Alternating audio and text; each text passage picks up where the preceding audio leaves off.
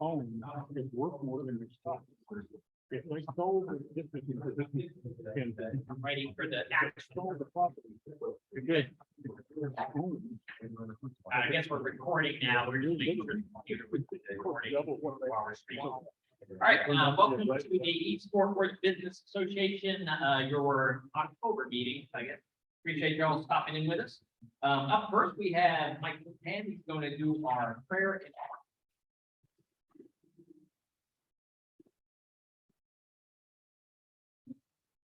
Okay, let's pray.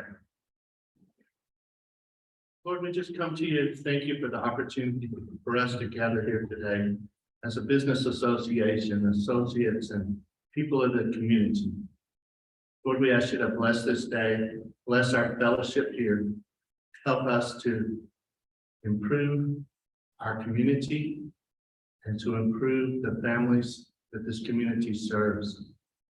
We ask you to be with us today as we do this and ask you to bless those and touch those that couldn't be here for whatever reason and just to comfort them. Lord, we ask you to bless this day. In Jesus' name we pray. Amen. Amen. Everybody can turn and do the pledge, please. to the flag. The flag of the United States of America and to the republic for which it stands, one nation, under God, indivisible, with liberty and justice for all. All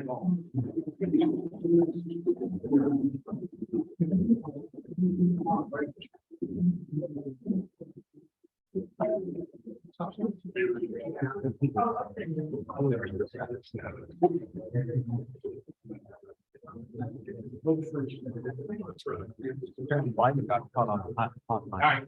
sorry about that. I was looking for the guests. Make some announcements on some of our visitors with us today. So first we have, I might mess this up, but it looks like it's Ryan Street. Is that Street? And he's with Marsh McLean. He's here with us today. Thank you for joining us. I have Ann Hartlett with Fort Worth IT's here. Thank you. I have Jamie Rodriguez with Fort Worth IT. Christy Benningfield with Christian Care Center is here. Oh, right here. Thank you. Jamie Stevens with Christian Care Senior Living. Thank you. And oh, that's it. I've got to the bottom already. I don't think he filled out a thing because he was a guest last month, but I know I have Taylor Mondick here, right, running for District 95. Right. Right. Okay. And so he's here with us as well.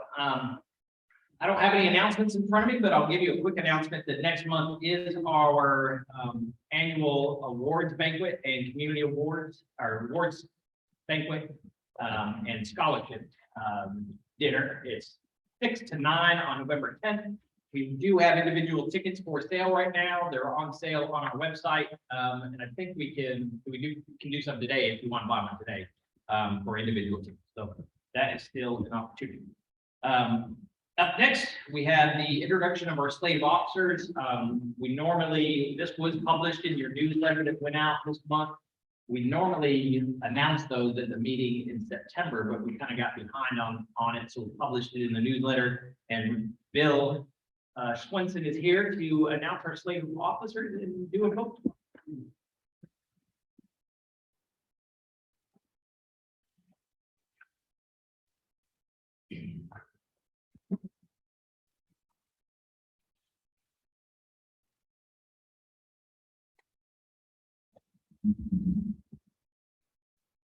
Oh, that sounds terrible.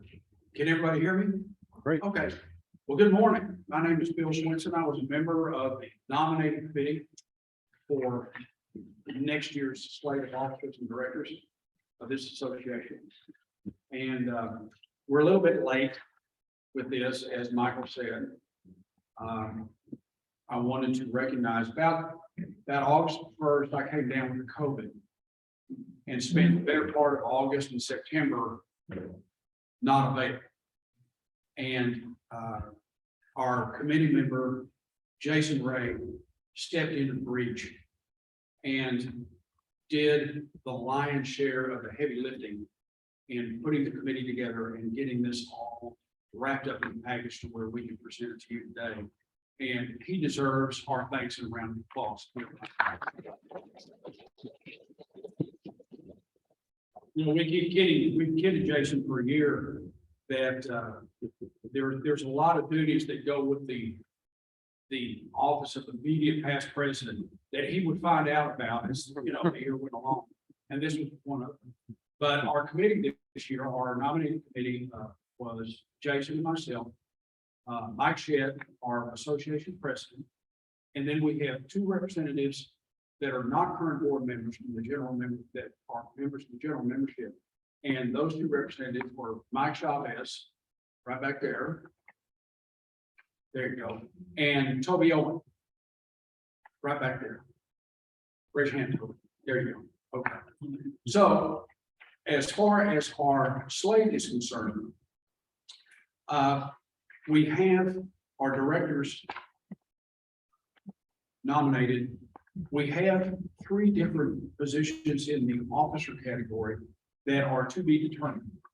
And the plan is that we will fill those three openings from the elected director category.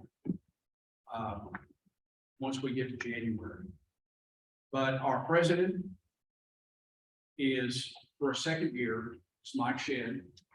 Those of you that are not as familiar with our process might not know that the presidency of this association is a 2-year term. And next year will be Mike's second term, or second year rather. Our president-elect and vice president categories are currently open.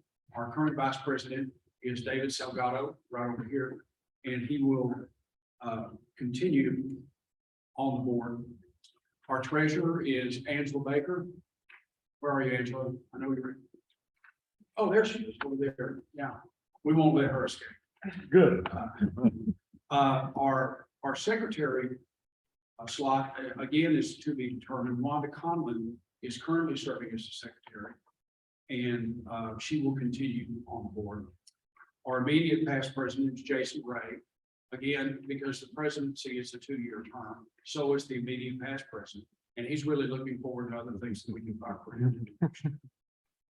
Our directors, the nominees are Don Boren, Wanda Conlon, David Salgado, myself, Gary Cumby. Gary, raise your hand. Everybody knows you, but raise your hand anyway. Brandon Duck, right back here. Charles Ivory. I don't think Charles is here today. Charles is the president of the Woodhaven branch of Pinnacle Bank. Charles Hodges, right over here, raise your hand, Charles. Mike Wisden, Colin Weatherwax with Texas Can was not able to be here today, but has agreed to serve another year on the board. Mike Chavez, right over here. And that is it. That is the report of the slate of nominees, or of the nominating committee record. Do I hear any nominees from the floor? Going once, going twice. That's it. Do I hear a motion on this slate? Motion's been made to accept the slate. Do I hear a second? Second, very good. Any other discussion? All in favor indicate by saying aye. Aye. Those opposed? Very good. We have a slate of officers for next year and directors. Thank you very much for your time and your patience. I hope everybody enjoys the watch.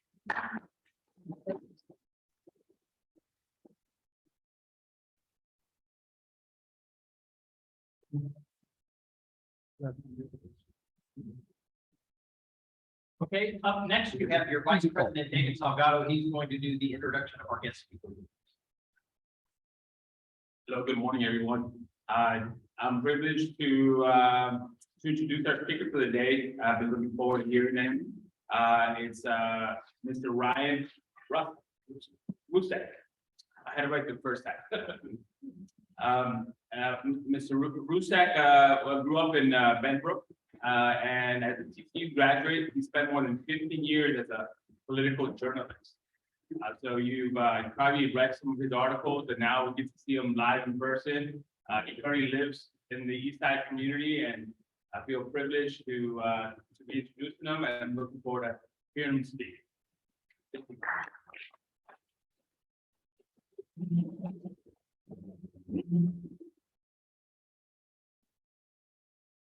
Thank you very much. Can y'all hear me okay?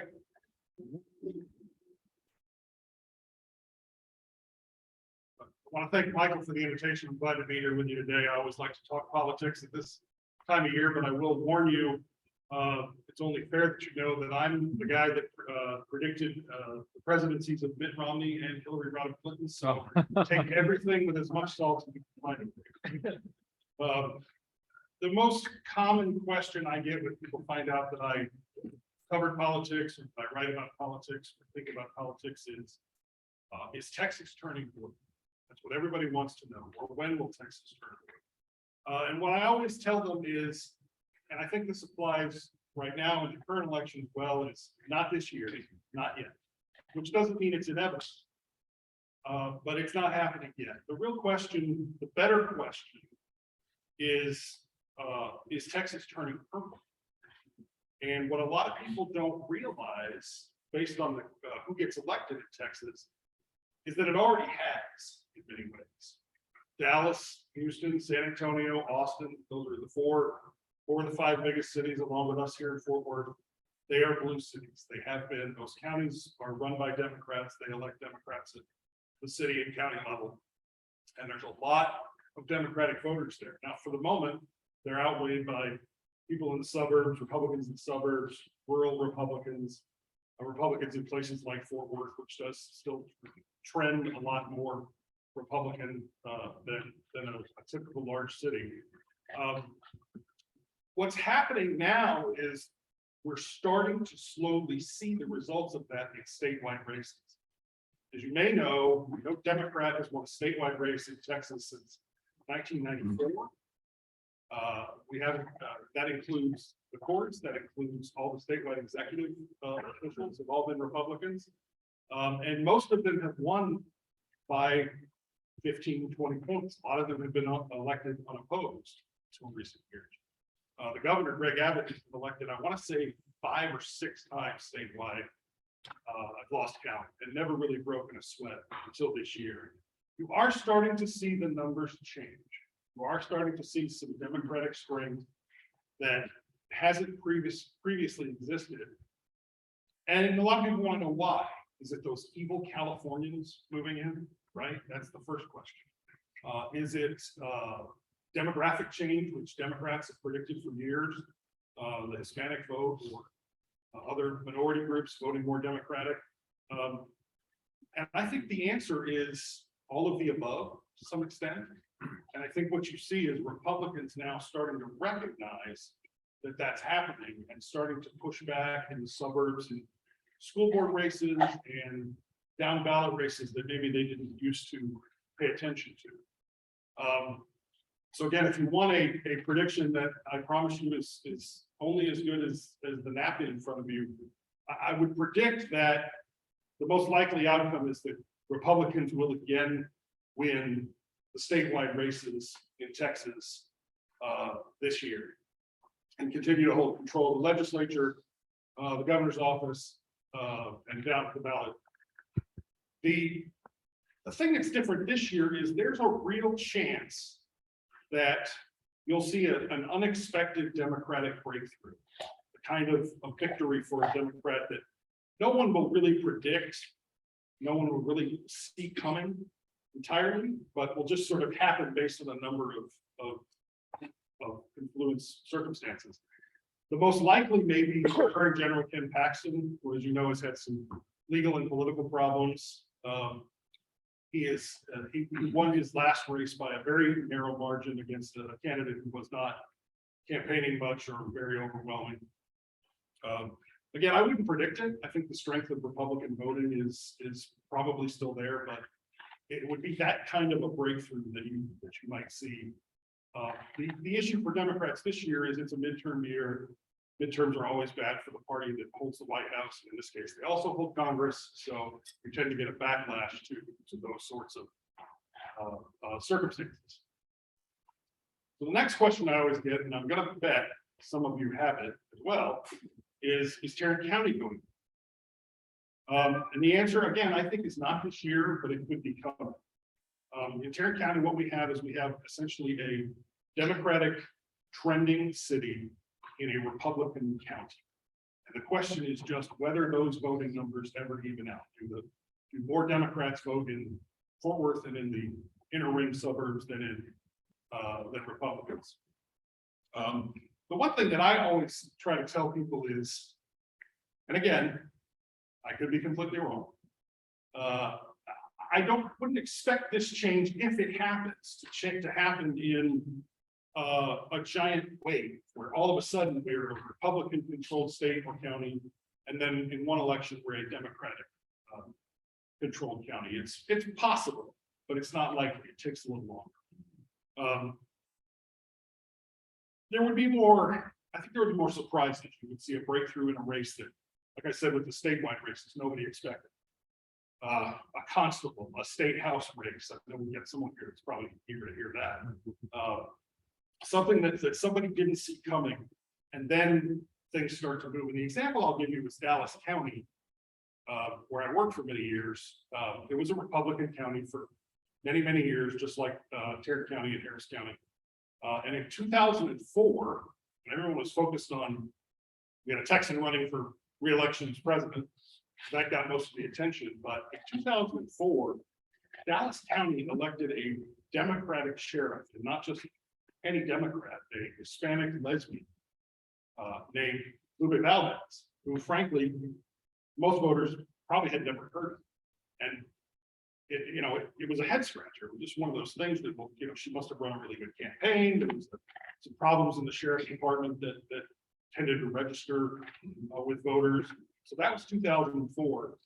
And in 2006, Democrats won every race in Dallas County. I'm talking about county races and the county results for state office, and they've never looked back. So it's those kind of surprises that I think you have to look for. And again, if we could predict surprises, we'd all do pretty well. The other thing that's going on that we're seeing the impact of this year is very broadly speaking, political realignment. You're seeing working class individuals moving more into the Republican Party than maybe they have in the past, and this goes back a couple of cycles. And what that does is that opens up all kinds of possibilities that maybe weren't there before, including the kinds of surprising races that I'm talking about. One thing a lot of people are watching is what's happening in the Rio Grande Valley. Long a Democratic stronghold, very good possibility there that they'll elect a few Republican members of Congress. And that gets a lot of attention as a bellwether for what happens with the Hispanic vote. The other factor too is, and you all know this in your communities and what you see online and on TV, is political polarization. There's very little room in the middle. There was a recent poll in the governor's race between Greg Abbott and Beto O'Rourke, and one of the findings was 96% of voters have made up their minds, and in both parties, 96% are voting for their guys. So 96% of Republicans are voting for Greg Abbott, 96% of Republicans are voting, Democrats are voting for Beto O'Rourke, and they say, my mind is made up, my mind won't be changed. That you may think, well, yeah, they're Republicans and Democrats, but that's actually historically abnormal. What we have tended to see is 80 to 85 to maybe 90% of a party aligned with their nominee or their candidate in a particular race. And that's not the case here. So there's very little room in the middle. There's very little room to persuade people. And there's very little room for independents to have an impact unless they turn out in really large numbers. So those are sort of that's the environment that we're voting in here in a few 5 weeks, 4.5 weeks. The last thing that I'll say is, if you're trying to answer this question, when might Democrats either be more competitive or win statewide races or winning Tarrant County? I think in a lot of cases, what we see is It's a bit of a chicken and egg question. Do they have a good enough candidate versus do they have the right environment? In a certain environment, almost anyone can get elected if they have the right letter, the R or the D by their name, often because people are voting against the other party, right?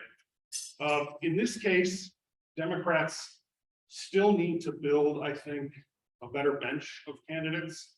I think they're slowly getting there in Tarrant County. I think we've seen some better run campaigns. You know, what nerds like me watch for is, you know, how they spend their money, where do they pay their attention to turning out voters, how well do they integrate with the party and the rest of the ticket. I think you're seeing them do a better job there, but statewide, we still have a long way to go.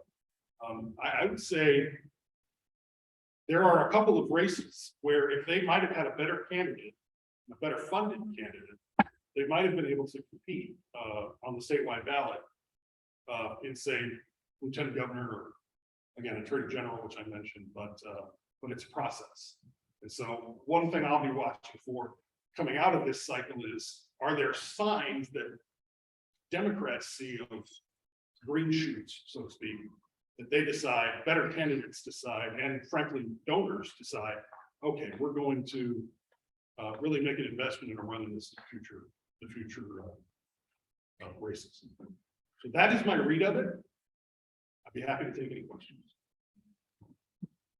Yes, sir. I recall that Joe Biden chaired the city of Fort Worth and Tarrant County in 2020. Beto O'Rourke did the same thing in 2018. That doesn't mean I think Tarrant County's turning Democrat. But they both have the benefit of having a Republican opponent with extremely high negatives. And anyway, it's going to be interesting to see what happens this time. My question I have for you has to do with the business of business. I'm glad I'm not in it now. Read the things that have happened. I don't subscribe to the newspaper anymore. Sure. I do read it online every day. Do you have a way of targeting, following how many viewers you have every day, both taking the newspaper and then looking at it online? Because I always make the point of signing in anyway, whether I get time to read the entire newspaper or not. Appreciate that. I kind of anticipated this, even though the topic was politics. So I always bring my newspaper industry / editorial board notes. So I'm happy to talk about any of that you all want to talk about. On the first point, though, let me just say you're absolutely right. The fact that Biden won Fort Worth and Tarrant County, to me, has a large asterisk next to it named Donald Trump. And negative polarization, frankly, right now in politics and what that means is people who are primarily motivated by voting against somebody or something rather than for somebody or something. That's probably the most powerful trend in our politics right now, which ain't good, but it is there. So I'm, in terms of the impact of Biden winning, obviously noticeable. Anything that happens that hasn't happened in 50 years is worth noting, but let's see what continues to happen. On your question about the business, we have a lot of information about what people will click on, read, how long they'll stay on a story, which, you know, how long they literally are looking at the page, because that gives us a sense of, are they reading it or are they just clicking to see what the headline, what the You result can look is? at each story. Yes, yeah. And we can often tell how they got there. We can tell, that's right. Did we find it? Did they find us through a Google search? Did they find us through our homepage? Did they find us because somebody sent them a link, tweet, Facebook? So we do have a lot of that information, and what we try to do with it is use it to not to entirely determine what we write about. And a lot of people think that may be the case. Oh, well, if you see a lot of people are reading about crime, you must just throw a lot of resources at crime. We do cover a lot. But there's a lot of crime stories.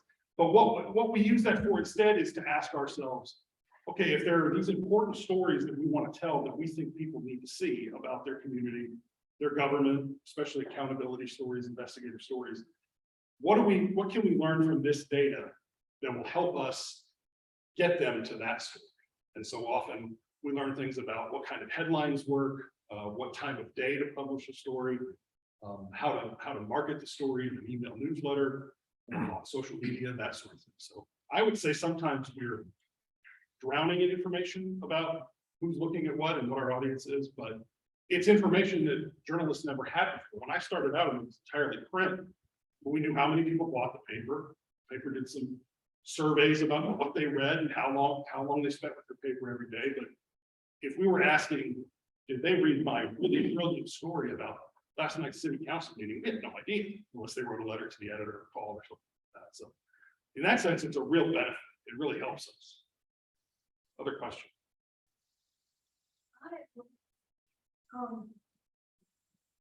I'm one of the dinosaurs that still gets paper in my house. Thank you for that.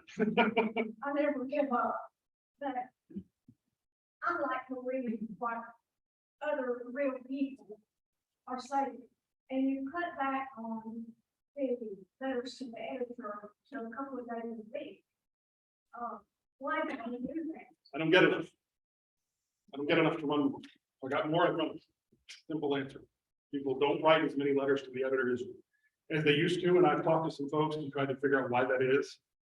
I think some people are probably frustrated with. Well, you ever mail? What's that? You're. Yeah, I do. I appreciate it. We have some regulars and we now got your picture on the wall now. Star pupil.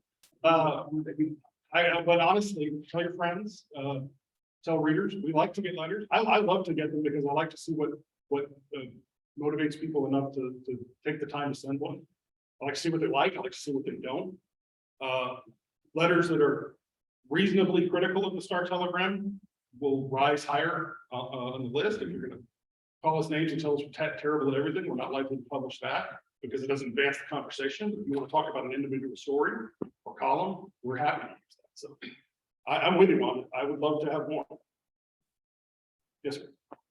Do you have any names of, especially on the Democratic side, the names of the 5 people you anticipate might break through at a statewide, into a statewide office? Well, I think the one everybody obviously thinks about is Beto O'Rourke. He's come closer than any. Whatever you think of him, understand that he did something that no Democrat in Texas had done or has repeated in almost 30 years. So that said, I think this may be his last shot at some point. In politics, if you get the stench of losing on you, even though if you do better than anybody else has done in your position, that's a problem. I believe the Castro brothers in San Antonio are incredibly talented. Julian briefly ran for president. He was housing secretary. He was the mayor of San Antonio. Joaquin, his brother, his twin brother, is a congressman and probably has a good career in the House and perhaps House leadership if he wants it. That's a long road to go, so you never know whether people will do that. But their problem, I think, is that they have gone on maybe a little too progressive to win a statewide race right now. I think a Democrat that's going to win a statewide race is going to have to be willing to buck his or her party somewhat, which doesn't mean run as a Republican, but it means moderate on some of the issues that will get you, in trouble in Texas. The county judge in Harris County, Lena Hidalgo, she's got some political problems right now in her current job, but she's young and smart and won that countywide seat in, the largest county in the state. And I think we have to look at our own. This is not a Democrat, but I'm going to pen her on because I think she's in a similar vein. Our own Mayor Mattie Parker, she is a Republican, but has had some criticism of her own party. And if the parties are going to track toward the middle, which they will do if things get competitive, eventually they have to. She is someone that you could look to, young, articulate, very, very charismatic. She's someone that the party could look to say, you might be someone that fits that newer thing. Thank you. Yes, sir. What's your current rate, subscription rate, and what's your threshold for shutting down rate? Wow, those are business questions way above my pay grade. Are you asking what the rates for subscribing is. I confess I don't actually know because it varies by neighborhood and how long you've been with the paper and what offer you respond to be honest with you. So I really can't say. It's very high. We've raised the price a lot, most of the industry has in the last 15 years. And here's the reason why. Since 2006, in the newspaper business, which is now more of an online news business, frankly, but since 2006, we've lost $35 billion a year in advertising. That advertising money no longer goes to your local newspaper. It goes almost entirely to Google, basically. So asking the customer, you were never, if you were a subscriber, Wanda, back in the day, you were paying $14 a month for us to manufacture a product every day and bring it to your house, because that's what the process is. It's starting from scratch with a brand new product and bringing it to your house within, 14 hours.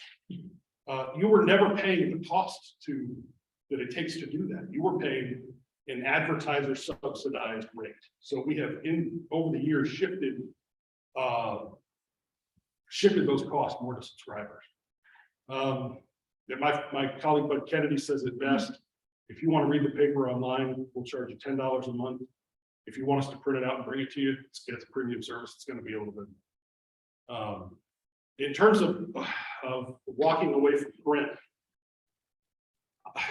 I'm speaking only for myself here, but I have long thought that where the industry will end up is with a very robust Sunday or Saturday newspaper that has news from the week, the features that everybody likes, and perspective on sports and things like that, and that everything else will be online.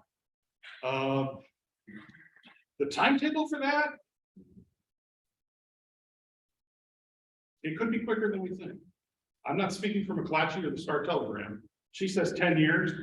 I might say it wouldn't shock me. I used to say 10 years, it wouldn't shock me anymore for 5.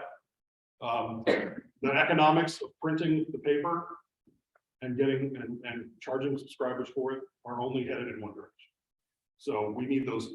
What we're going to have to do to sustain our business is persuade people to read online. I know they don't love it. Not everybody loves it, but there is more value there. You get more faster for your money, and it's a lot cheaper on the production side. One more. Go ahead. To follow on to that question. About 6 or 7 years ago, I attended a meeting in New Orleans.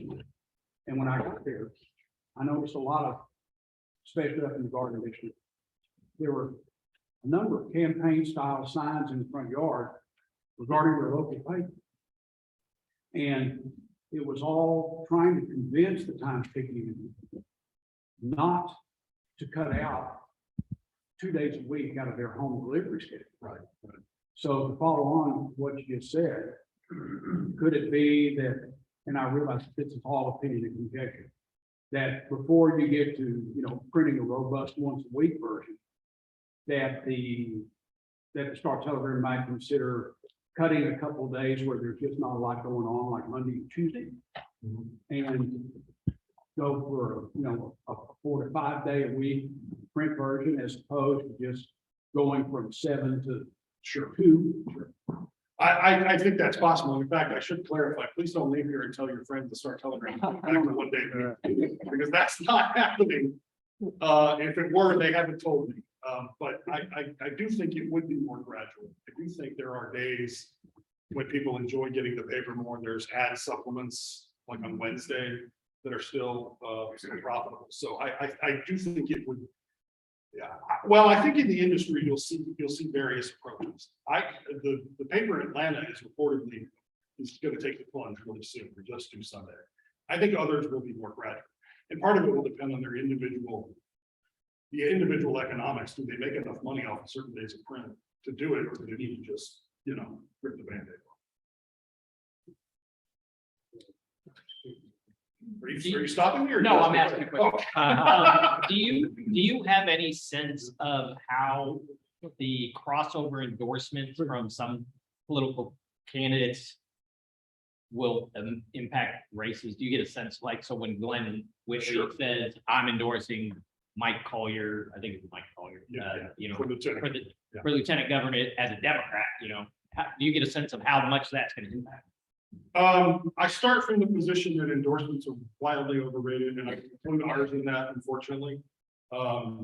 There are a few that have in history that have mattered. Probably the best example that comes to my mind of things that I've covered was in 2007 or early 2008, Ted Kennedy endorsed Barack Obama for president.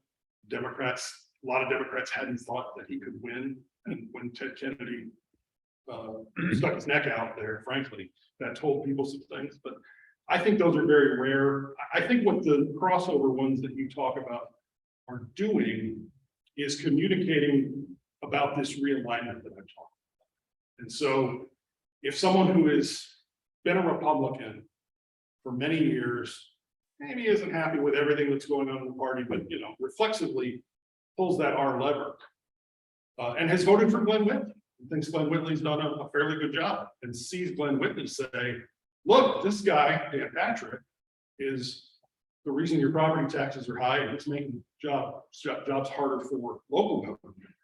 That might open up in their minds a little bit to say, oh, wait, I need to think about this. Does it move enough voters to matter? Probably not, and I have a lot of respect for Judge Whitley, so Judge, if you're listening, you don't take it personally. But I just think that in a time of this much polarization, if you weren't already thinking, if you're in those camps and you weren't already thinking about, am I willing to move? There's not a lot of other people doing that that can influence you. If you were willing to move, you were probably thinking about it. Brian, the COVID years had a big impact on the last election. In one sense, because it was used as a reason or maybe an excuse sometimes to change or even ignore voting rules. Sure. And I wonder if an analysis has been done on how the election might have gone, looking only at those in-person votes, either at the polling place or at early voting, where ID is required, versus the mail-in vote, which I think was larger than it has ever been in history because of COVID. Right. And since that election, there has been a lot of moves to try to expand and a lot of moves to try to restrict as well some of those rules. I'm wondering, on balance, how does all of that election rule thing figure into the elections that are coming in? I am sure that some smart political scientists or political consultants are working on the kind of thing you're talking about, but I haven't seen it in terms of what the direct impact was. I think that one of the strange things that happened is Republicans traditionally have been more receptive to early voting for whatever reason. They traditionally did a better job of getting voters to go to the polls, or I'm talking about in person, to go to the polls and cast their votes and get them locked in, so to speak. And then we would wait and see what happened on election day when Democrats tended to do better. Because of the questions that many Republicans now have about the process, you're actually seeing a lot of them shy away from mail ballots and shy away from early voting. So that's going to, in terms of election night, I think we're going to have to factor that into our heads of when did people go vote and who tends to vote when and how. I think this is a very fraught area, so I'm trying to be careful. My concern is that there are people in both parties, and I do believe both parties, just some maybe to more extent than another, who are willing to question the integrity of an election merely because their side lost. And that's not good for the Republican. And I don't say things like that. I'm a pretty lighthearted guy. I don't say things like that all that often with that seriousness, but that's something we have to figure out. We have to figure out what all the sources of lack of confidence in our elections is. And that may be because people don't trust mail ballots, and on the other side, it may be because they think the other side's trying to shut them down. But we have to figure out what those are, and responsible leaders have to find a way to address them. Because once the confidence is gone, that opens the door to a lot of things that I don't think we want to see.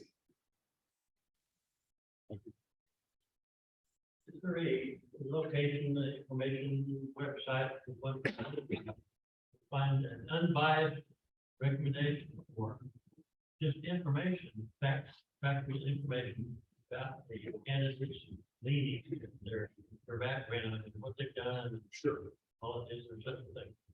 Yeah, starttelegram.com. I'll mention too, the League of Women Voters, still, Complicated website.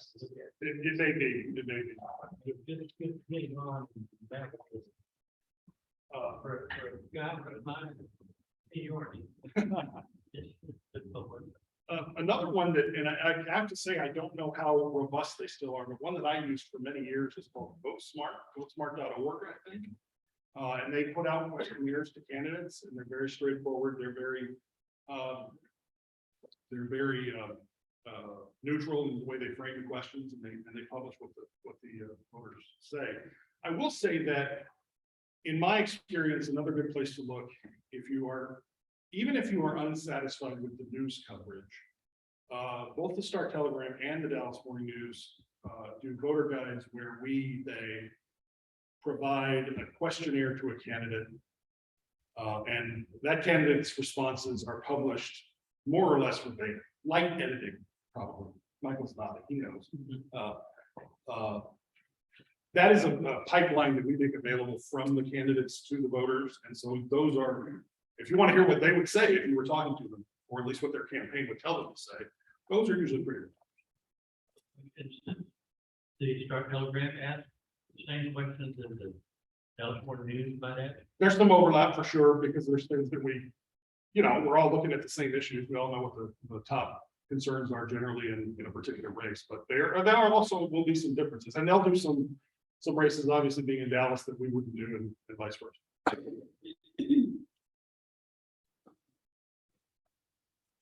Thank you so much. You bet.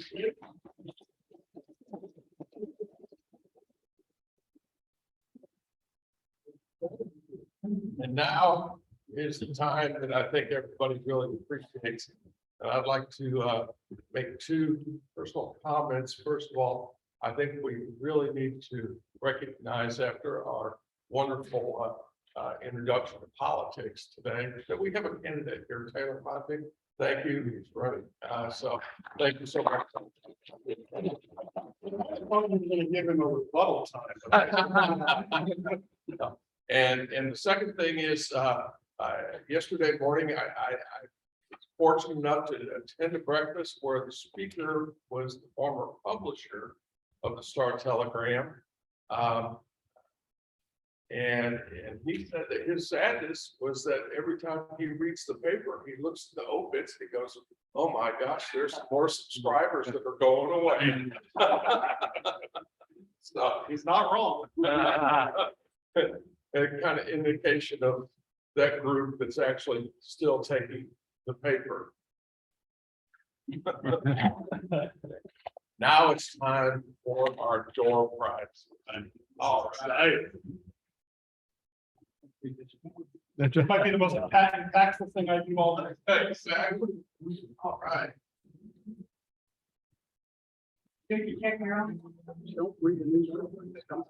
Okay. We have. Here they are. We have two $25 gift cards. One of our wonderful sponsors, the Mexican Inn. Right, if you want to draw two numbers, and we'll find out who's going to one. All the last three. 582.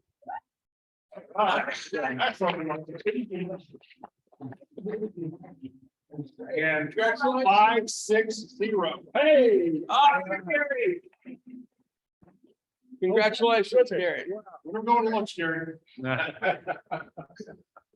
There. Hey, Ryan, I was going to tell you all the story. I was up at my son's house and I asked him if he had a newspaper, and he said, "No, Dad, I don't take the paper, here's my iPad. Yeah. And I gotta tell you, that fly never knew what hit it. We are still using. A bottle of wine compliments of our treasurer, Angela Baker from, Southside. Thank you, Angela. A wonderful Malbec. 570. Right here, I'll take it. All right. Jason, no drinking on the way back. Thanks.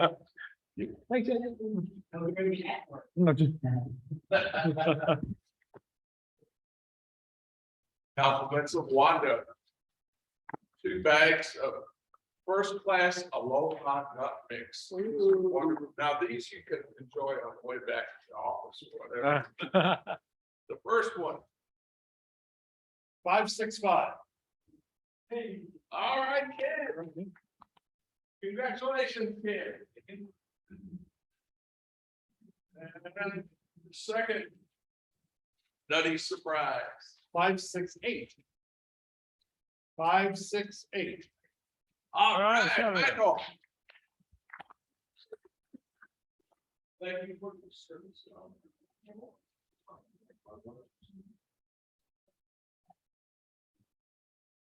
Okay, Bob. These are classic collector's items, are they not? These are Fort Worth bricks. Did these come out of the, any place specific? They did my kid on the south side, and they were refurbished. These look like the papers that they used on, Cambodia and many other streets. Yeah. I gotta say, I'm really glad that this is at the end, otherwise I might have seen those, A pair of original Fort Worth bricks, compliments of scallop, marble, and granite, and brick. 572. All right. Joe. A lot of big copies of the house. Perfect. Thank you, Joe. Congratulations.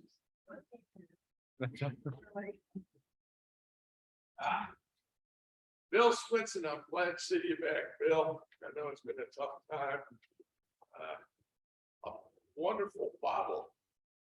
And what is this? It's a Pinot Noir. Oh, it's Sonoma Valley Pinot Noir. Good tasting wine in this work. Exactly. 581. All right, Tony.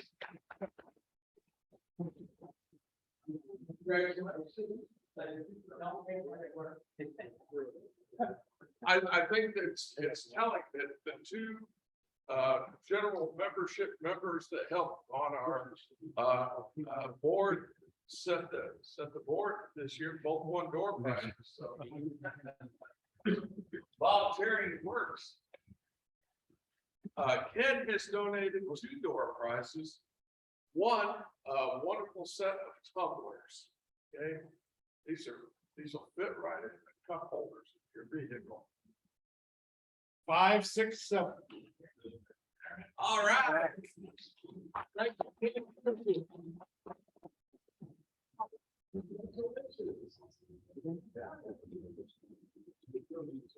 Yes. And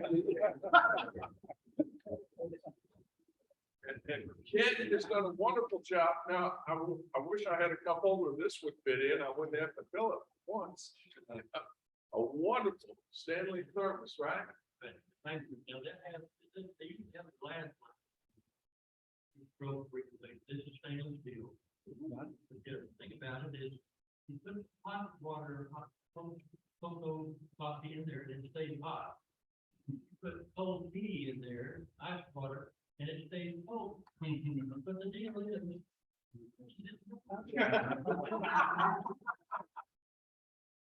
Okay. Thank you, Ken. Appreciate that. 559. All right. Boy. I think Lloyd will use this.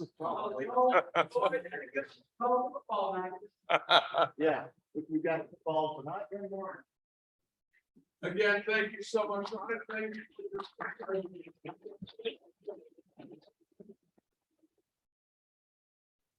Back up, right. In closing, just one more reminder, November banquet will be at the Texas Western University on the 9th of November 10th. So if you can make it, get online, buy your tickets. Or if you have an auction item you want to donate, we'll be happy to take that. Wanda is keeping a list on it. I want to thank our officers for being here. I want to also thank Mike Chavez for stepping up and being on the board. Appreciate him doing that. And I thank y'all for joining us. We'll see you next month.